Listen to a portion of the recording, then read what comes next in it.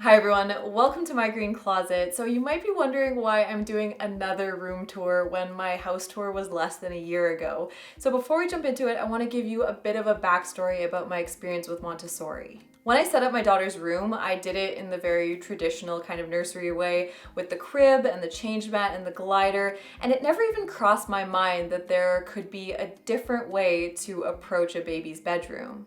But when my daughter was around 2 months old, I started learning more about Montessori. And initially I thought it was only for kids that were in like preschool and kindergarten. I didn't realize that babies, basically since newborns, you can start incorporating Montessori activities. I watched a few Montessori channels on YouTube, which I can link down below, and I can't remember which one it was, but somebody recommended the book Montessori from the Start, which was really interesting. And the thing I really love about the Montessori philosophy and method is the focus on exploration and encouraging independence. And something the book talks a lot about is how we often set up babies' rooms and nurseries more for adults, when it really can be this great opportunity to have a safe space for exploration and development. So after reading and learning more about this, I just really felt that I wanted to build a Montessori-inspired room and incorporate lots of those elements.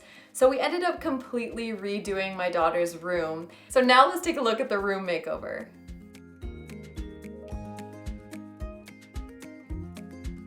So starting over here, there is this box that's built into the room because there's a staircase going down underneath it. And we've used it as a bookshelf. Right now she only has her board books on here because she's very into ripping at and flipping pages. So then down over here, we had trouble finding a shelf that fit this space, but basically you want something that has low enough shelves where your child can access all their toys, and we rotate through the kind of toys that we have in here. So right now we have a bunch of them from Lovevery. So this is one of the ball drop toys. Lovevery is a really great company that makes developmental toys. A lot of them are Waldorf and Montessori-style, and they make them for every age group, and they gifted one of them to me, and honestly she loves it. A lot of these are still from her 9-month one, and they're still her favorite toys. Like these cups especially, she absolutely loves stacking them, putting them into each other. And then in here we just have some of her shapes and a shape sorter, and then a little puzzle, some balls, and then on top I kind of rotate through different cards. Some of them have little touch and feel things. And these shelves are definitely not usually this organized. She's usually pulling things and playing with them. Yeah, it usually looks more like that. So this is her floor bed, which is kind of the key element, I would say, of the Montessori room. Now, we did end up going with a bed frame instead of just having a mattress on the floor. We tried doing that, but found that she was just rolling around and rolling out a ton. And I think it would have been different if we started her on the floor bed from very early on, which they encourage you to do.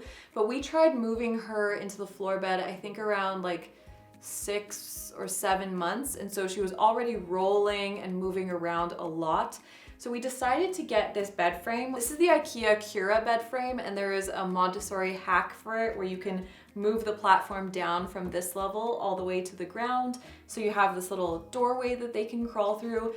And then we ended up adding this as an extra bar just because we found that when she was in the bed, even though this does stop her, the edge here, she would like lean and try to kind of get out of the bed this way. So we added this to just make it a little safer. The bed frame we were able to get secondhand, and these bed frames are pretty popular, so you can keep an eye out for them on secondhand sites. But we did go with a new mattress because I wanted something organic. And this mattress is from Naturepedic, and I really like it because one side actually has a mattress protector built into it, so it's waterproof, really easy for cleanup. And then when your kid is a little older and there's no more worry of them wetting the bed, you can flip it over and use the other side. So she's been sleeping in this bed for quite a few months now, and initially there was a bit of a transition period where we'd put her down and she would crawl out and want to play, but now it's been really good. Sometimes she does still get up and play a little bit, but she'll go back to bed when she's ready to nap, and I actually found the transition to be smoother than I thought it was gonna be, especially because we moved her in a lot later than most people do. But overall, it's worked out really well, and I love the freedom that it gives your child to be able to leave and play and explore their room without being confined to a crib. So obviously because she is in here by herself a lot and she can get out of bed, it has to be safe. So you want to get plug covers, and then the other plugs we have completely blocked by furniture. And then in this area, we just have an open play space. I might do a little tent or something, but right now it's just a space that she can play with her toys. And then she has a basket over here with her soft toys in it. Over here is the dresser, which is one of the pieces that remained from the initial room.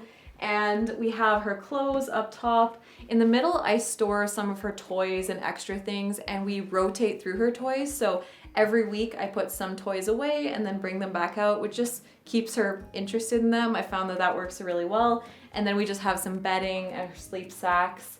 On top, we just have a plant, a few decorations, her white noise machine, and this lamp.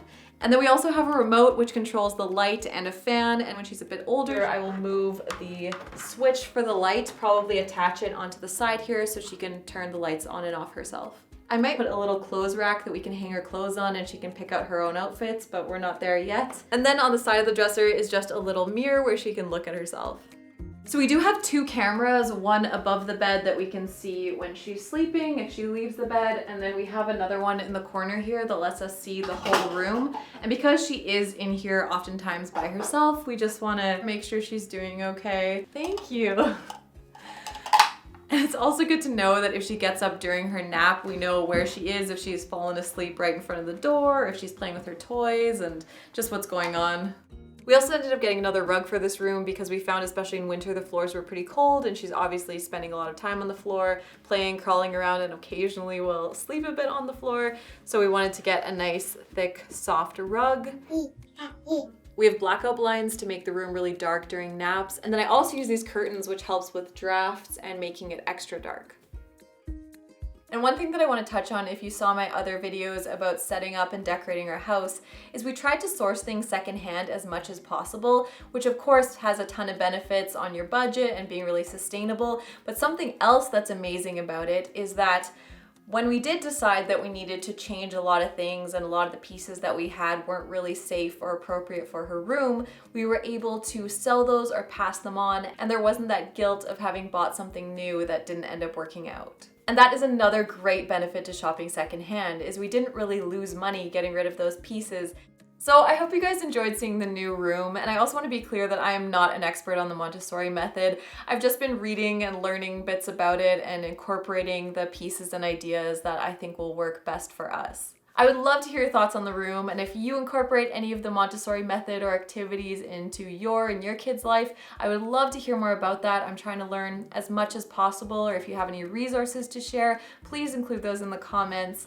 Thank you for watching, and thank you so much to those of you supporting me on Patreon, and I'll see you in the next one.